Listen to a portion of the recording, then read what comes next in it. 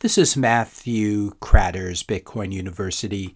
Today I want to talk about Bitcoin pumping, fiat dumping. Bitcoin is now worth more than 110,000 central banker infinite war tokens, currently trading actually above 111,000 as I'm recording this. Peter Schiff checking the Bitcoin price this morning. Not a happy guy that he's sitting in gold instead. And we should also check back on Peter Zeihan, who back when Bitcoin was $16,000 per coin said it had no intrinsic value and that it was going to go down $17,000 to negative 1,000. Most successful ETF launch ever since that sovereign wealth funds buying and strategic Bitcoin reserve taking off. It's actually quite amazing. Bitcoin has now surpassed both Google and Amazon in terms of market cap. Amazon at 2.135 trillion, Bitcoin at 2.2 trillion. And as Alex Gladstein points out, a leaderless, decentralized, cypherpunk, open source software project that secures property rights and free speech for anyone and destroys central banking and financial censorship has just eclipsed the corporate behemoth Amazon in market cap. 4 left to go. And the 4 left to go are really just Apple, Nvidia, Microsoft, gold, and then of course Bitcoin will continue to demonetize real estate, bonds, etc. So it will continue to climb up the charts. A look back at Bitcoin history. This is back from April 2013 on CNBC when this guy was arguing in favor of Bitcoin and everyone was laughing at him. Bitcoin was trading at $100 there. So be careful who you listen to on TV. The so-called experts are usually wrong about this stuff, and the younger people have usually figured it out a lot better than them. As hodl points out here, if you've been hodling for the past few years, you didn't get lucky. You were smarter, you had more conviction, and bigger you-know-whats. You earned this. I think that's true for so many of you. Checking back in on Fire Guy as well. I sold all my Bitcoin yesterday. This was May 15th, 2025. We'll see if it was a genius move or a terrible financial regret in time. A lot of people who got shaken out during the most recent downturn are probably not feeling too good. They're a little bit like this poor pig. This is why we hodl. This is why we don't check the price. And this is definitely why we don't sell. This is a look back at July of 2024 when Germany finished selling all 50,000 of their Bitcoin. And it's actually quite sad now if you look at the various governments holding Bitcoin. Even Finland and Venezuela now own more Bitcoin than Bulgaria and Germany. We can see the downward sloping line here, seeing who's selling their Bitcoin and who's buying their Bitcoin. I don't really care if governments own a lot of Bitcoin, but it is sad to see the timing of some of this. And now Bitcoin pumping because there's so many buyers. Spot Bitcoin ETFs buying, Bitcoin treasury companies. Seems like there's a new one launching every day buying, and also nation state buying. I wouldn't be surprised actually if we are seeing some covert nation state buying here. It could even be the US beginning to buy. And then of course we have individual states in the US getting interested in Bitcoin. Texas just passed its strategic Bitcoin reserve bill, and it's now headed for the governor's desk for signature based on the fact that it passed by a vote of 101 to 42. It looks like this is something that the governor of Texas definitely needs to sign. There's a nice tweet here from Tour de Meester. Signal from the exclusive Talking Hedge conference. By show of hands, 50% of the asset managers in the room personally own Bitcoin today. That's 50% of these asset managers. By contrast, only 3% of them currently have a Bitcoin position with their funds. And I think Pierre Rochard makes a good response to this. The asymmetry between personal accounts and fund positions is going to close and push Bitcoin to the next order of magnitude as these hedge fund managers and other money managers are finally able to put on the same positions that they're so bullish on in their personal accounts. Meanwhile, while these hedgies are buying, your uncle still thinks that Bitcoin is a scam, but is oddly unable to tell you who's running the scam. And I wanted to ask, are any of you guys getting calls or texts from no-coiner friends or family? I'm not, which suggests that this bull market is just getting started. It is very strange not to be hearing from anybody as Bitcoin hits new highs, but it seems to be off of most people's radar. So I think we are still fairly early in this bull market because of that. If you're enjoying this video so far, just ask you to help to support this channel. Hit the subscribe button. That does really help. Leave a like, leave a comment, question, suggestion for a future video, and share this video with a friend or family member. The search trends on Google suggest the same thing. This is the search for Google worldwide over the past 5 years. We can see we're nowhere near some of the peaks that we encountered before. For example, back in 2020 and 2021, the last time Bitcoin was hitting new highs like this. This seems to be how it's destined to go. From the first decade, Bitcoin is a scam. It's not a physical object. It's going to go to zero. It's money for criminals. And then 2024, 2025, maybe 2030, you never told us. How did you get rich on this? And you never told us. But we did tell you. You just didn't listen. Here's a classic text that someone shared. I'm not sure if this is real, but we've all experienced something similar to this. I should have listened to you and bought Bitcoin back in December. Do it now, still very early. Too expensive now. Wrong again. Have fun. Staying poor. Unfortunately, this is how these conversations usually end.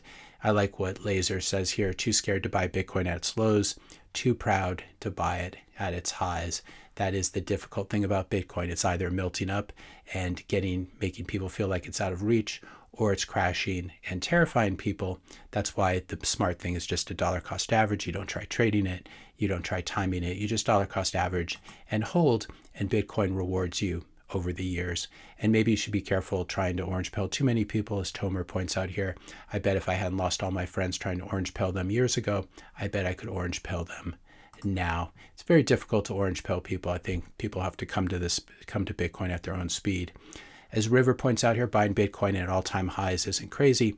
Not buying Bitcoin is what's crazy. Watching it go back up over and over again and telling yourself that surely this is the last time is crazy. Stop being crazy. Bitcoin is here to stay. One day you'll look back at these prices in awe, even $110,000, $111,000 Bitcoin. And it's important for newcomers to realize as well, you don't have to buy a whole Bitcoin. Obviously, a whole Bitcoin is now out of the reach of most people on planet Earth. You can buy a fraction of a Bitcoin. You can buy $100 worth of Bitcoin, or $500 worth of Bitcoin, or even $10 worth of Bitcoin, because it is highly divisible. Jim Kreider pointing out here, I feel bad for the people who shake their head and say you were right about Bitcoin, but what they're referring to is an arbitrary dollar value they're conceding was reached. They still don't see we're right about the entire underlying premise. And as the wheels begin to come off the fiat financial system, I think more and more people will become aware. Jeremy Kaufman pointing out here, Elon tried to shrink the federal government. It was a noble effort by a good man, but Elon failed. Government spending will not shrink in 2025, nor will it shrink for the rest of the decade. Mike Solana saying here, we will not reduce spending until the system explodes, obviously government spending, because there's no political incentive to reduce spending before the system explodes. There are only good reasons, and good reasons don't win elections, so enjoy the party while it lasts. It's this deficit spending that leads directly to a lot of the Fed's money printing, trying to monetize the deficits. This is one reason Bitcoin's pumping. Bitcoin is also pumping simply because of global adoption, as more and more people realize that's the best store of value out there. Bitcoin is the exit strategy, as Carl B. Menger points out here. We have the dollar and the fiat. People on one side of the seesaw here saying we print money out of thin air, lend it to you with interest, then tax you for using it, and you spend your life trying to keep up. You have a choice to vote with your feet, say F this, and walk in the other direction, as the Bitcoiner is doing here. This has been an especially frustrating thing over the past 5 years on this channel, talking about Bitcoin, and then a lot of people just come out of the woodwork and say, you just want me to buy Bitcoin to pump your bags. My response, in this response here, my bag's already pumped. I'm trying to set you free, and I'm also not trying to dump my Bitcoin on you. I'm still trying to accumulate more and hold it for the rest of my life if possible. Simple Mining points out here that there are going to be a lot of real estate investors coming into Bitcoin as well. Bitcoin now at 110,000. No leaks, no roof repairs, no plumbing issues, no tenants to deal with, no property managers, no structural damages, no property taxes every year. Wait until the rest of real estate investors realize there's a better place to store wealth. And that was something I realized myself a few years back when I sold all my rentals for Bitcoin.